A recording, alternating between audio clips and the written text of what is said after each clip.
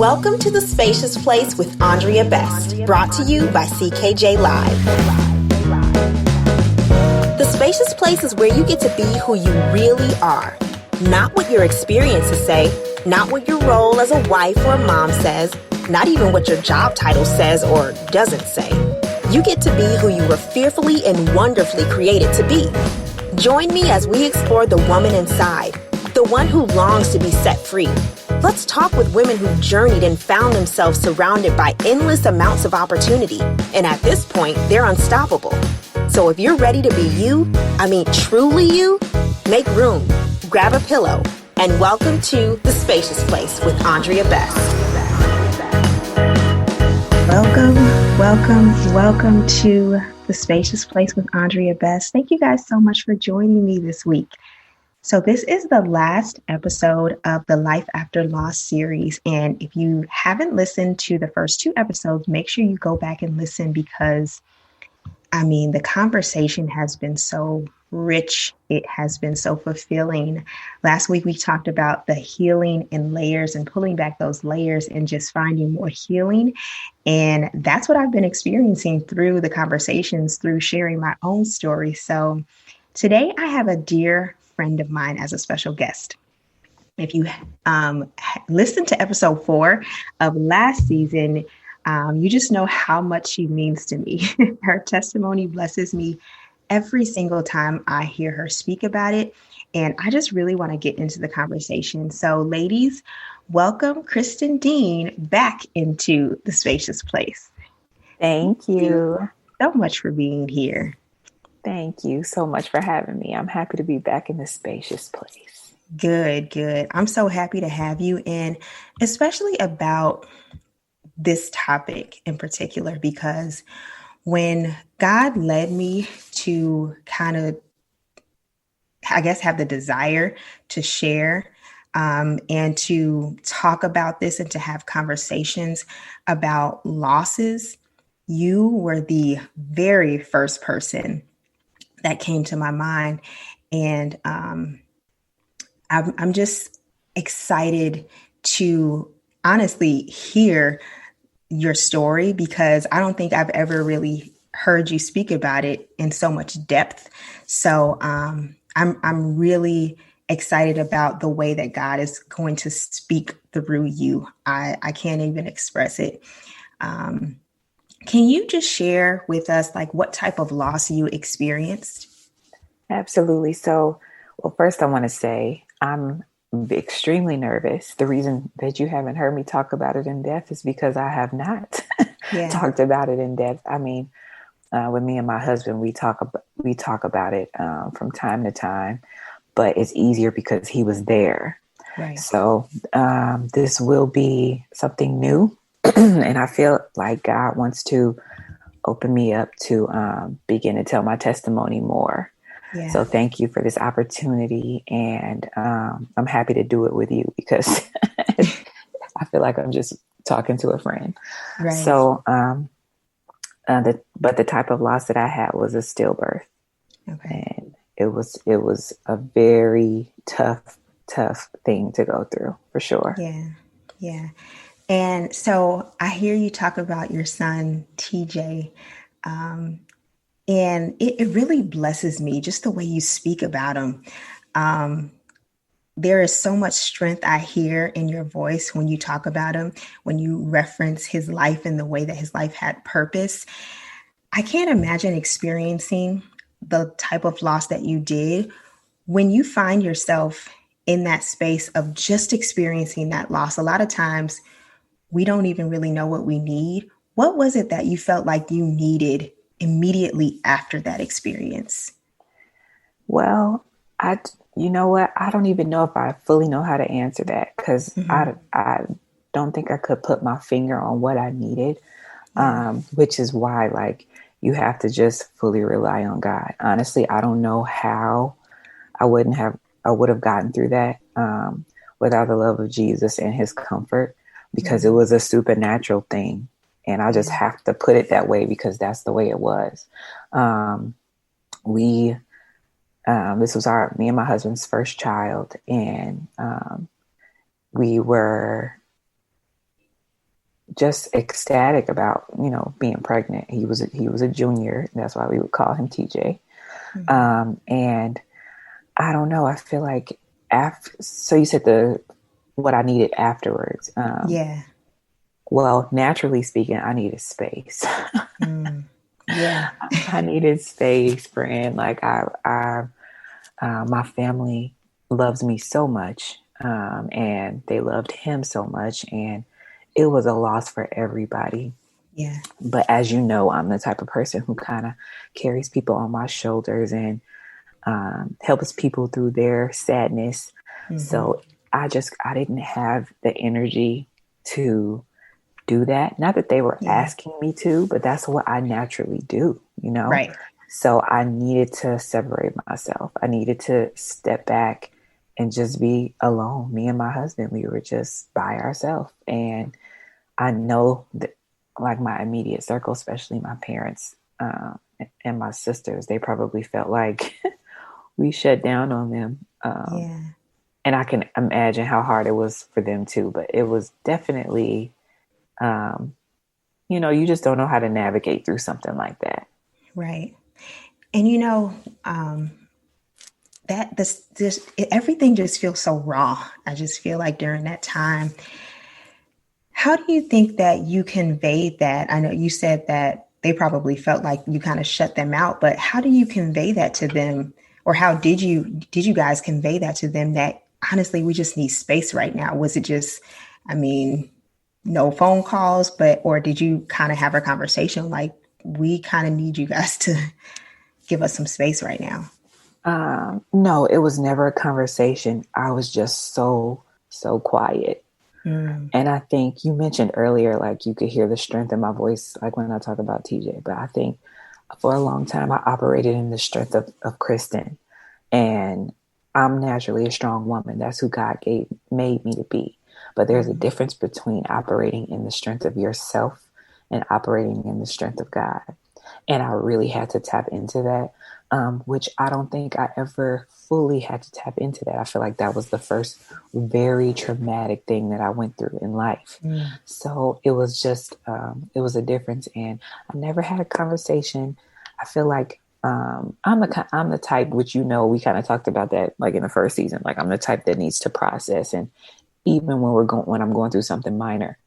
So I think they knew that about me. And it wasn't even that I had a conversation like, I don't want to talk right now. It was kind of like I was barely answering the phone. I would respond, with really short answers to text, just to let them know I'm okay. I'm just quiet right now. And that was so hard, especially for my mom. It was so hard. And I just think about, like, now when I talk to people who have lost, you feel the weight of carrying your family along, because they don't know what to say. They don't know what to do. They just love you. In this case, all of my family got to hold TJ. He came out, his heart stopped beating before he came out, but everybody, like my mom, my sisters, my grandmother, even super close family friends, my aunties, they got to hold him. So it's a little bit different, they tangibly felt him. And one thing I feel like, when my grandmother held him, just looking back at that time, she was praying, like, she wanted him to resurrect. But God had already settled that with me in my spirit. Like, he had settled it with me that TJ is with him now. And so because I was settled in that, I wasn't trying to do that.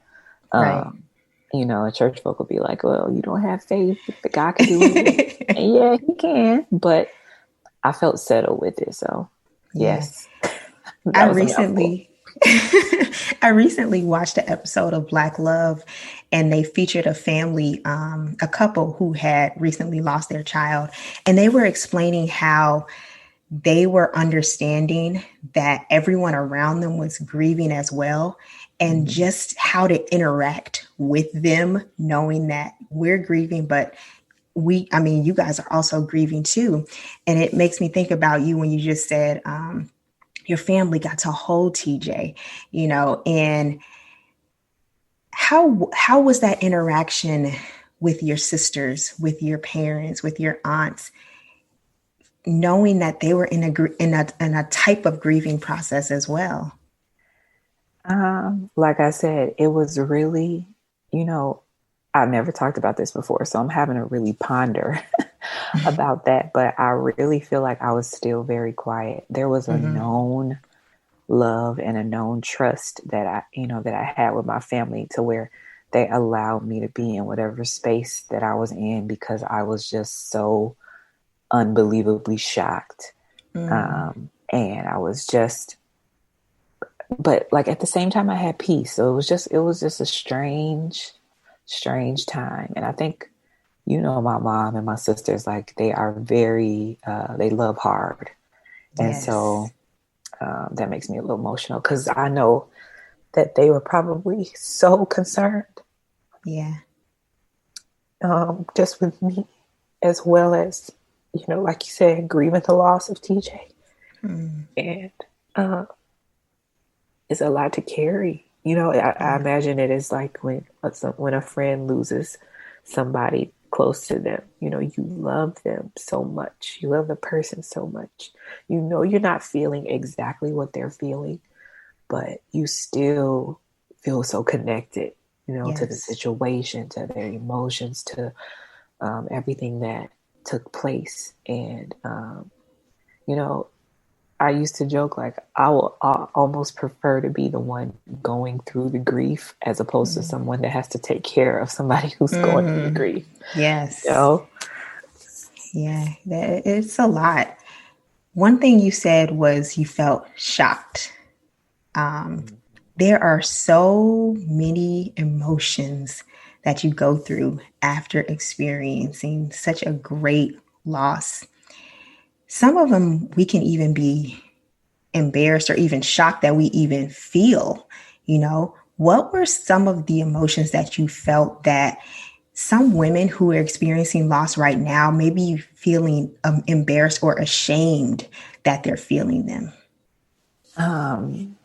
Okay, well, the number one thing that I feel like, and I don't know that many women feel this unless they've gone through the same type of loss that I've went through. So let me just give it like a little bit of a background story so you guys understand. When I was going in for my 20-week ultrasound, the ultrasound tech took an hour to observe the baby. She was quiet with a frown on her face, literally a frown. And so I was like, what's the sex? And me and Terrence are giggling, and she was like, I'm going to have to go get the doctor. And so we were like, what the heck? Like, what's wrong? What's going on? Yeah. And so the doctor came back and basically told us that it looked as if TJ had some stuff going on internally, as well as like some external stuff, like his spine looked curved, and they named a few other things, which testimony, when he came out, TJ looked like a perfect baby boy. Like, wow. You couldn't see anything that was weird or what they described. So that's just a testimony to God was still working. Right. Even though he is with him now, God was still working on TJ's healing. And I believe that while TJ was inside me, he didn't feel any pain. But anyway, so we kind of had an inkling that something wasn't completely right. So fast forward to the end, or during, they were telling us all kind of surgeries he would need. They were telling us he might need stuff done with his heart, stuff done with his lungs, stuff done with his spine, surgery on his arm. And they were naming so many different things that it could possibly be. And nobody had anything solid. They were running all these tests. I did all sorts of ultrasounds.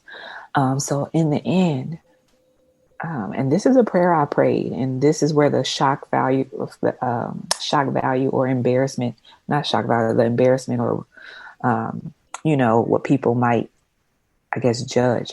I prayed to God, and I asked him, and Terrence even gets a little sour with me about this, but I said, if my child has to suffer on earth, Lord, I would rather him be with you. And I said that, and I prayed that.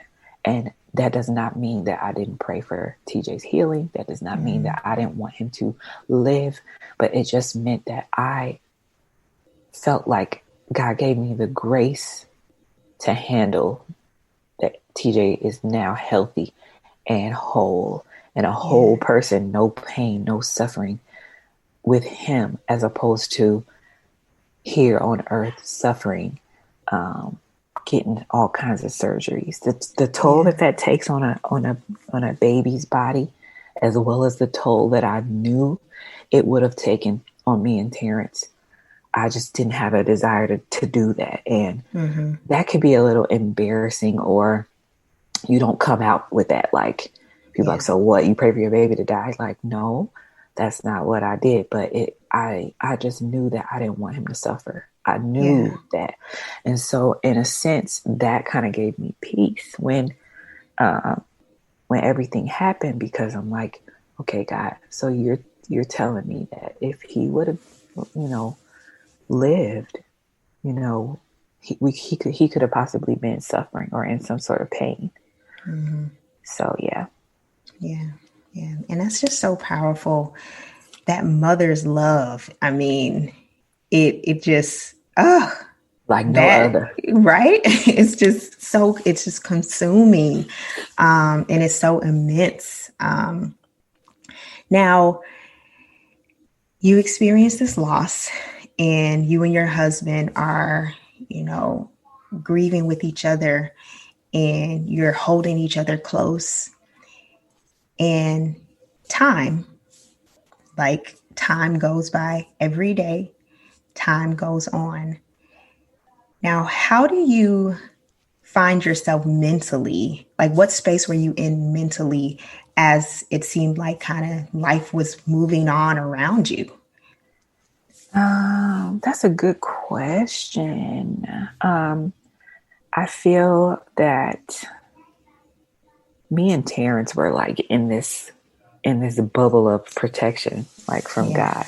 So I feel like he had my mind. God had my mind, and if he didn't, I would have lost it. Like, so I feel like, right. I feel like, he had it. It was like a, okay, nothing can touch my babies right now. God had us. And I want to just like talk to the ladies and everybody who's listening and say, this was a supernatural experience for me. Yeah. And that is what sustained me. The supernatural love of God, his supernatural protection. I literally felt engulfed in God's love during that time. And Terrence, my husband, who was exceptional, I just have to say, during that time. Usually, like you said, people know me as the strong friend, and I was even like strong for him too. Yeah. But during that time, I was like I felt like I was a little baby, just helpless. Like I couldn't think for myself. I couldn't get from one moment to the next, like without being like, what the heck has just taken place? Yeah. And he carried me. And I feel like God graced him to carry me through that season like never before. He literally cared for me. He cared for my mind. He cared for my heart. He loved on me. And I know it was the love of God through him. Naturally and spiritually, he loved on me. Wow. And Terrence ministered to me. I'm talking like, wow. Everybody knows I'm a daughter of the King, and I'm a child of God, and I love Jesus, and Terrence does too. But that might not be the first thing that you notice about him, But he ministered to my heart, point blank, period. So, so mentally, girl, it was just, it was like I said, just in a bubble. I don't even know. Just he held on tight enough so that I wouldn't lose my Yeah, and that's just so real. Just that, like you said, I'm so glad that you said it, and just being vulnerable and transparent in this moment, that you couldn't even think for yourself at that point. Like, that's how it felt. And I think that that's so powerful that we have people around us that can do those things for us, that can help literally walk with us to the bathroom if we need it, just because we're in just such a fragile place. Last episode, we talked about a support system in a community. Now, I know your family, and Girl, I you know know, how, they crazy. yes, and I know how much your husband just adores you. Now, outside of them, did you have a support system, maybe of mothers who had experienced losses, or friends, or, did you have a support system that was outside of your your family and your husband? Oh, absolutely. Oh my God. I had the best friends, particularly my friend Marcy. Mm-hmm. She was consistent with me. Yeah. Like, other friends were unsure. Which they did who is sure? They didn't know how to Right. navigate my feelings. They would even check in with her, like, have you talked to Kristen today? Is she That was is me. she is she talking? I was um, texting Marcy like, how's Kristen doing? yeah, Yeah. it was like she carried my friends. Yeah. She Oh, that's helped. so good. That's Yes, so good. and as well as she helped carry me, but I felt there was a safeness in talking to her because it was Hmm. no pressure. There was no pressure Yes. to be anywhere besides where I was at. And she's not the type of person that talks. She's the type of person that does things. So there would Right. be meals left on my porch. There would Mm. be packages sent to my house. She didn't ask. She didn't think. She just did. And that makes me emotional too. I get more emotional Yes. talking about like the That makes me people. emotional. That fills my heart because you need people like that in your life. Yeah. Like you said, people who are gonna do in moments like that. Because like you said, you can't think, oh, I didn't eat at all today. You know what I Right. mean? You Exactly. need people like that. And yes, that's so powerful to have one friend like that, in your life. And That's there were extremely others too. necessary. I don't want to, there were others too. Everybody was doing, but I feel Right. like she's who I remember like daily, Hmm. daily. Um, and I feel like God gave her the strength to do that. I don't, Yes. and she has a boldness about her, as you know, that's both of our friends. Hmm. So she has a Yeah. boldness about her where she just gonna do. Right. Yeah. Yeah, absolutely. And I think that that's so important. Now, looking back on that time and the people that you had around you, did you felt like you were ever missing something? No, I didn't. Besides my baby girl, Yeah, yeah. I felt like I was missing my baby. I told Terrence I had trauma for a little while because I felt like we left him at the hospital. I'm like, Mm, this doesn't feel right. My body knows it just had a baby. And for yeah. those of you who don't know, like I literally had to deliver him. I had to get the epidural. Girl, I think they gave me a little something extra in the epidural too, because I was literally in a daze. I was like, I'm high right now. Yo, what y'all done drug me with? But I had to push him out. I remember Terrence was holding one leg and my mama was holding another. And the first thing I saw was a beautiful head of black hair. Mm, And so I pushed him out, and I feel like we had some time with him, obviously, at the hospital, but yeah. then it was time to go home. Hmm. So I'm like, I feel like a fish out of water. Like, what am I supposed to do now? My Yeah. boobs were engorged. My body was bleeding. My Hmm. stomach was contracting. Everybody who's had a baby knows what your body goes through. And the comfort, I believe, now that I have two other children, thank you, Jesus. The comfort in that is you have a baby looking into Yeah. that little face, Right. seeing that little face, knowing that it was all worth it. And I feel Right. like that kind of balances out the just the crap your body goes through as a Hmm. woman. So definitely, if I was missing anything, it was my child. Yeah. I Yeah. was for those of you who don't know, I was 36 weeks, which is the same amount that I was when I delivered my daughter, who's now Mm, almost 2.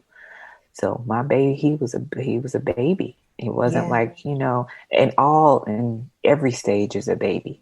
But what I'm saying is I had to look him in the face, Right. So Yeah, that's so powerful. Everything about what you have said, not just today, but in conversations that we've had, I think have just spoken to a little part of me that didn't really understand experiencing a loss like this. I remember there was one day we Marco Polo almost every day. that's our thing. Yeah, and I was sitting at a train, and you were talking, and I think you had explained we were talking about death and how we would explain death to our children, and you said that you would explain to Case and Tula that they have a big brother and he lives in heaven. And I don't know why, but it just blew my mind the way that you were just so confident in that. You know what I mean? And the way that it just was just natural. And I think that was God showing me a little something that I didn't know and educating me a little bit. But like I said at the beginning, the way that you talk about TJ and the way that your family still shows love Yeah. and you guys have memories is just so powerful. Yeah. What do you say to the mom who may feel the memory of her angel baby slipping away? I would say, one, don't feel guilty. Don't feel guilty that you're getting, because I feel like so many different things I could say, but that's the number one thing that came to me first, because God restores. And sometimes when you're walking in the restoration of Jesus Christ, the pain of something that you have felt, it becomes so small. And when you associate, your child or the loss with pain and God is restoring you, sometimes it can feel like the memories slip away, but you know what happened. You'll always remember. Yeah. It'll always come back to you. You'll always have that experience, and you are always that child's mom. Mm-hmm. Even if you go from day to day and you get busy with life and you don't remember. But I also say, do something to honor the life. One thing that we do a lot of things, but one thing that we do is, one thing that we have is a painting that one of my very good friends and family members, aunties, whatever you want to call her, she painted for me and Terrence. And so we have a painting with that baby TJ in it. It has all of these powerful words on it, and that's hanging up in our house. And that's what we decided to, which shout out to Leanne, because you guys know her, the Spacious Place. She was on an episode last season. Yeah. So I feel like do something to honor the legacy, and do something that is meaningful and that you can go back and look at. Right. And me and Terrence have a lot of things in the works that we want to do to honor TJ's life. But I feel like God is gracing us with the ability to just kind of just be right now. Mm-hmm. And all of that will come. I feel like no matter what the impact he made on our lives is forever. Any mom who's lost, that experience changes you, Absolutely. Absolutely. Yeah. So when you were able to talk to people, when you were able to kind of start to build a vocabulary for what had happened, was that difficult? I don't know if it was so difficult for me, because I feel God gave me grace, but I also feel that the way Terrence ministered to me in the beginning, it was like God had dropped some key gems into his spirit to speak over us. And So I was able to kind of use some of the vocabulary that he, he Yeah. came up with, honestly. And I'm like, okay, that's true. I can, and it was true. You know, it wasn't Yeah. like we were just making up stuff, but Right. we were able to rest in that. And I think, Mm-hmm. I feel like also I want to say, I knew one of the things that I knew for sure because of who God made me to be was that he was going to use me to help other women.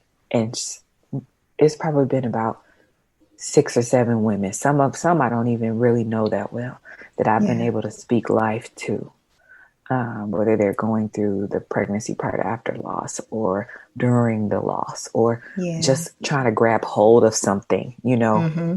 So I feel like God has used my testimony personally, not publicly like this.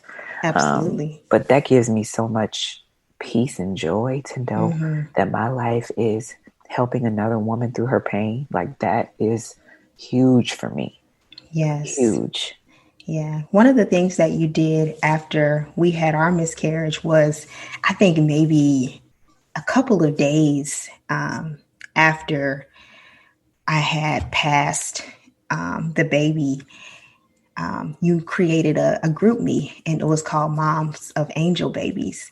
Yeah. And I know I've never told you this, but the fact that you added me to that group, man, it changed my perspective on the entire loss because it Yeah. wasn't wrapped up in the loss. And I've said this before.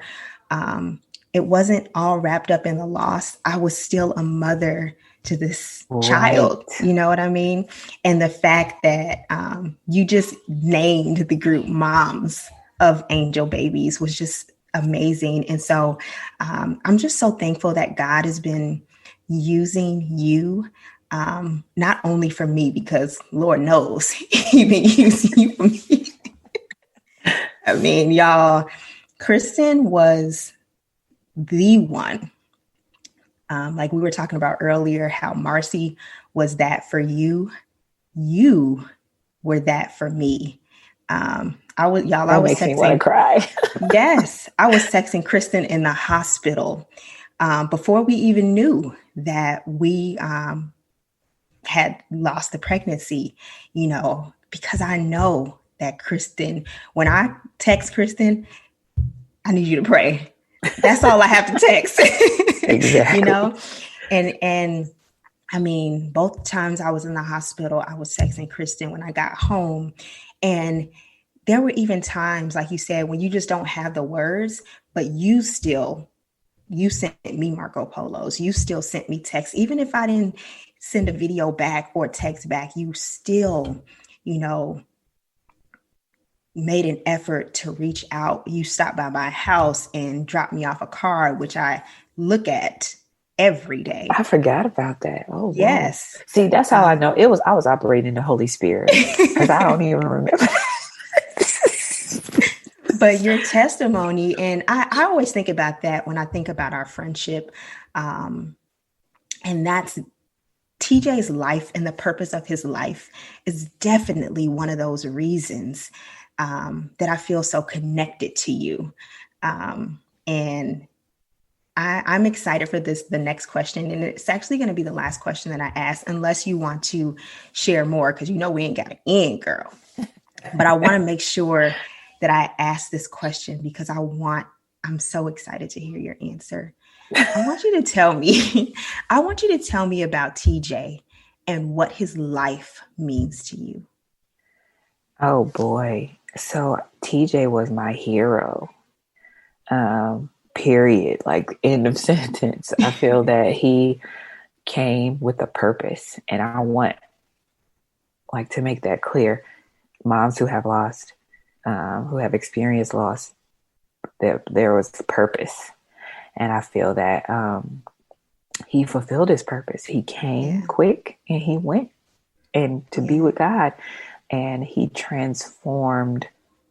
literally transformed who I am as a person today. The level of compassion that I have, the level of love that I give, the knowing for 100% sure that I cannot operate in the strength of Kristen. It will not happen. It will not last, you know? Yeah. And I feel like he came and he left such an impression on so many people. Like, I know all of my family and friends, even distant family and friends, all had a I love TJ. That makes me emotional too. Yeah. As their profile picture. It was like he was a movement, you know? Yes, And absolutely. I feel like the purpose of his life was to say every single life has a purpose, no matter no matter the time limit. From the time Yes. of conception, every single life has a purpose. Yes. And God knew his beginning and his end. God made him beautifully and wonderfully. And he came and fulfilled purpose. Is just such a little guy. And I'm forever thankful for the impression he made on everybody. My parents are changed. My sisters are changed. The way that they view life. And that's what it does. And I feel like God needed to come and shake up some stuff. And ladies out there, if you don't know pain, you'll never know the pure joy of Jesus Christ, the way that he wants you to experience it. And so I say, go through the pain. Yeah. And another thing I have to say is, and I just said this to my sister and one of my other friends. Our lifespan to God, if you could just imagine a football field, is probably like 1/10 of a centimeter on a football field.